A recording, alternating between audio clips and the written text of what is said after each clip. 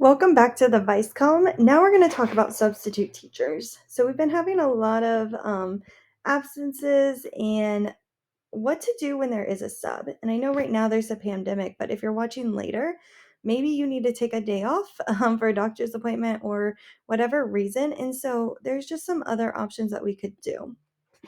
So right now, we kind of want our students to, do some independent tasks or work maybe with a partner. And so some of the ideas is using like a roadmap. And so here is a roadmap example um, of all of these different roadmaps in here. So what I would do is, for example, maybe if I was having to take a day, I might have my students learn Screencastify.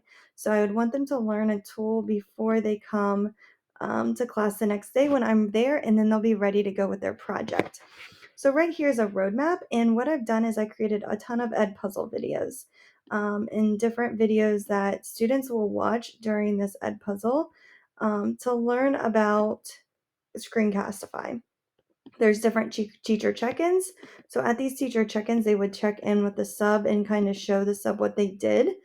Um, then they would move on, and then again, they would show the sub again. So all I have to do is kind of leave directions for the sub that the kids would join Edpuzzle, and then they would need teacher check-ins, and I would kind of tell them what they're looking for in those teacher check-ins. Another thing with leaving this is you want to do it before you have a sub. That way your students know what are the expectations, what is going to be expected from them when creating and using this roadmap. But again, students will kind of travel along this journey and they'll complete these different tasks. And students are able to move at their own pace, which is super, super nice. And again, you were able to provide different videos of you or maybe another teacher. And the videos are quick, they're like 1 to 2 minutes. So the students are quickly learning the skills, and the skills are broken up. And another reason I love this is because when a kid goes, I don't get it, they can say, I don't get how to install the Screencastify record extension, or I don't get how to annotate on my recording. They can drill down to the exact skill that they're struggling with rather than just, I don't get it. Well, what do you need help with? I don't know. So again, they're able to drill down to exactly what they need. Another idea is this must do may do list. And on here, students can go in um, and they have everything that they need to do.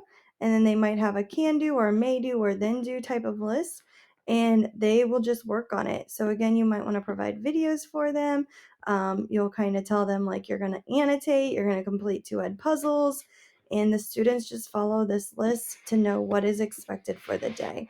And then your early finishers also have something to do.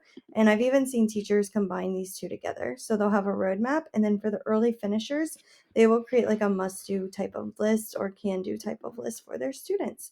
You need help implementing this, feel free to send me a message or a Google chat. Also, it's kind of nice. So if you do happen to get sick, you might already know what skills your students need. So go ahead and create a roadmap, and then you have that to review with a sub when you are sick. So that could be a great way for you to kind of go in and pre-plan what you kind of need to do with your students. So it could just be another idea. If you have other ideas, feel free to leave a suggestion on the Google form. You're going to click sub, and then what your advice is or resource.